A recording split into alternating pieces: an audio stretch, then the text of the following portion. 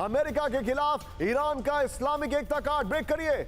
बाहरी ताकतों के खिलाफ एकजुट हो मुस्लिम देश। ये देखिए ब्रेकिंग और शॉट, अरागची के शॉट्स होंगे। इस्लामिक देशों से ईरान की बहुत बड़ी अपील। ये देखिए पश्चिमी एशिया की बाहरी ताकतों को भगाएं, फ्लोर पर आइए। और पहले वाली ब्रेकिंग और शॉट बगल में दिखाइएगा। ईरान का इस्लामिक यूनिटी कार्ड। ईरान ने सभी मुस्लिम देशों से एकजुट होने को कहा है। इस वक्त की बड़ी खबर, बाहरी ताकतों को के खिलाफ एकजुट होने का वक्त है। मुस्लिम देशों से ईरान के विदेश मंत्री अरागची की अपील। बड़ी खबर, पश्चिम एशिया से बाहरी ताकतों को भगाएं, अरागची ने कहा है।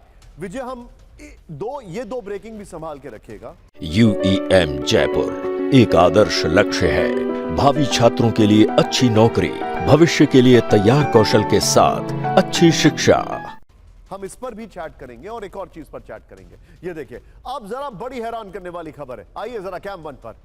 मुस्लिम देशों को एकजुट करने लगा पाकिस्तान। ब्रेक करिए। अच्छा ये देखिए जरा, इजराइल के खिलाफ मुस्लिम देशों से एकजुट होने की अपील शॉट्स के साथ। पाकिस्तानी रक्षा मंत्री ख्वाजा आसिफ का बड़ा दावा, इजराइल को पूरे इस्लामिक जगत के लिए बताया खतरा।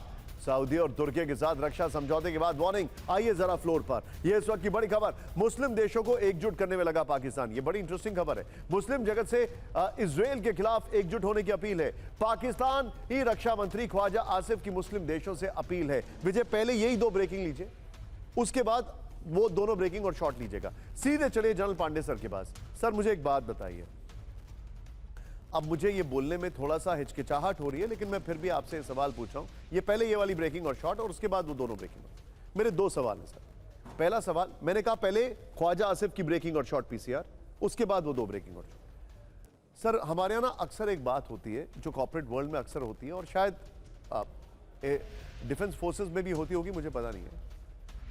स्पीकिंग बियॉन्ड योर पे ग्रेड, मतलब अपनी सैलरी से ऊपर मत बोला करो कभी कभार। ख्वाजा आसिफ जो बोल रहे हैं, he is basically a motor mouth, but this motor mouth they are forgetting the extent कि ये इजराइल के ऊपर कमेंट कर रहे हैं। ये खबर मैंने दिखाई इसीलिए है सर, आप सोचिए, मैंने पूरा इंटरनेट छान मारा है, Israel has not even given one reaction to this man. और मैं ये खबर क्यों दिखा रहा हूं, क्योंकि ये अलग अलग जो अलायंस बना रहे हैं, ये क्या उस अलायंस को सपोर्ट भी कर सकते हैं? जब भारत ने ऑपरेशन सिंदूर किया तो तुर्की से इन्होंने मदद ली। सऊदी पर अभी जो भी हो रहा है, ये सऊदी से सिर्फ पेपर अलायंस कर रहे हैं। In reality they are doing nothing. आपका दोनों पर टेक। विजय पहले ये दिखाइएगा, फिर उसके बाद वो दो ब्रेकिंग दो शॉट कर दीजिएगा। पहली बात ये कि ख्वाजा साहब तो नहीं बोलना चाहूंगा, बट थोड़ा सा डिफेंस मिनिस्टर है एक देश के। इनके पास जो इंटेलिजेंस है वो इनकी फौज, इनकी कंट्री इनको नहीं देती है। ये तो इनका हालत है। और ये अपनी जो इंटेलिजेंस खबर लेते हैं वो सोशल मीडिया के हिसाब से लेते हैं। इनका आपने शायद ऑपरेशन सिंदूर के दौरान इनका स्टेटमेंट भी सुना होगा, फिर उन्होंने बोला कि सोशल मीडिया ने मुझे बताया। बट एक काउंटर सवाल है कि जब हम इसकी बात करते हैं, पाकिस्तान बात करता है, तो नॉन मुस्लिम कंट्रीज जहां से वो मदद लेता है उसका नाम है चाइना और यूएस। सबसे ज्यादा उसका सपोर्ट वहां से आता है। तो ये स्टेटमेंट वहीं खत्म हो जाता है, बिकॉज इवेंचुअली जो मैक्सिमम पैसा आ रहा है उसके पास, जो सपोर्ट है, इंटरनेशनल सपोर्ट, वो अमेरिका से आ रही है। पूरा जो इक्विपमेंट है वो आप चाइना से ले रहे हो, और इंटरनेशनल सपोर्ट भी आप चाइना से ले रहे हो। इंटर्न कहीं भी इसकी जो सपोर्ट है वो इस्लामिक देशों के साथ भी नहीं है। और ये भी जो चीज अगर जो सुमारा भी बता रही थी, मैं एक चीज बताना चाहूं, तीनों देश, टर्की, सऊदी और पाकिस्तान, तीनों जो इस्लामिक उम्मा बोलते हैं या मुस्लिम देश होते हैं, मुस्लिम पॉपुलेशन है, उसके नंबर 1 लीडर होना चाहते हैं। सबकी ख्वाहिश है, टर्की में जब से अर्दोगान आए हैं तब से उनकी बड़ी ख्वाहिश है कि मैं नंबर 1 हो जाऊं। सऊदी नंबर 1 है ही, वो छोड़ना नहीं चाहता है, क्योंकि उसके पास मक्का मदीना, पेट्रो डॉलर और पेट्रोल है। और वो भी जो उसका प्रॉब्लम है, वो भी जो उसकी स्ट्रेंथ है वो खत्म होती जा रही है। और पाकिस्तान के पास में एक बहुत, और आपने सुना होगा कि आसिफ मरीद ने बोला कि Pakistan is the only country, एक वही देश ऐसा है जो इस्लाम के नाम पर बना है।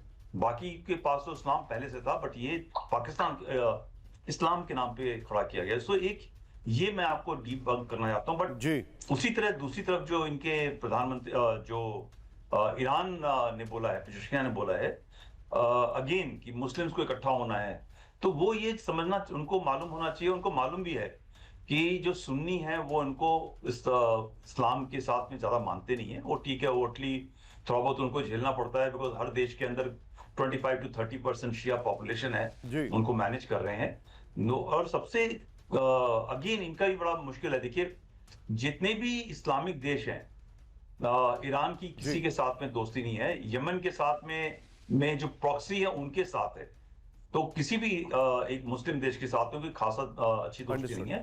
Again they are relying on China and Russia, ठीक है, दोनों कम्युनिस्ट देश हैं और आपको मालूम है उनके यहाँ पे भगवान के नाम पर क्या सोच है। सो बड़ी एक विडंबना है। So they have to see how they want to go. Thank you so much general Pandey साहब फॉर ज्वाइनिंग इन यहां पर। लेकिन एक बार वायरल सवाल दिखाइए, दो चिंताजनक खबर, और अशोक सर को स्पेशली आज मैंने इसीलिए रिक्वेस्ट किया था, हालांकि मैंने उनको बताया नहीं ये बात, I am sorry for that sir, मैं आपको इंटीमेट करना भूल गया। लेकिन ये जो अगली दो खबरें आ रही हैं, तीन, ये बहुत चिंताजनक है, भारत की इकोनॉमी को इंपैक्ट ला सकती है, इंटरनेशनल पर्सपेक्टिव है। क्या बातचीत की आड़ में ईरान पर बड़े हमले की तैयारी कर रहा है अमेरिका? हाँ या ना? फेसबुक, इंस्टाग्राम, यूट्यूब पर कमेंट करें। अभी मैंने यूट्यूब चैनल ऑन कर रखा है।